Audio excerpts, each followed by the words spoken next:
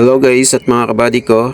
Sa video ito mga kabady, galing pala kami dito sa bilihan ng mga school supplies. Dahil naubusan po kami mga kabady ng bond paper na A4 long at saka short. Kaya bumili muna ako para may magamit ulit sa mga printing ko sa shop mga kabady. At pauwi na rin kami dito mga kabady. Kaso lang may nadaanan po kaming nagbebenta ng mga merienda. Kaya napahinto muna kami ni Bunso para bumili at kumain. Ang binili pala namin dito ni Bunso mga kabady, kamote kyo at saka yung maruya. Sinamaan ko na lang din ng isang basong juice kasi paborito niya po itong juice nandito mga kabady ko, kaya lagi kami dito dumadaan pag uwi, pag galing kami ng pamimili. Dahil nga sira ang ipin ito sa itaas ng aking anak mga kabady ko, medyo nahirapan siya rito kumagat ng kamotikyo.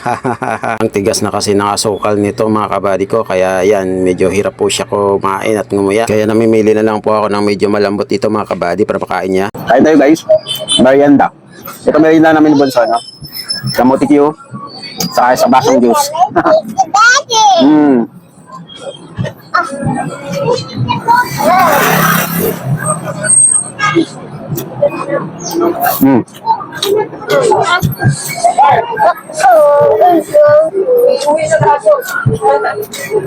Sayang, say hi.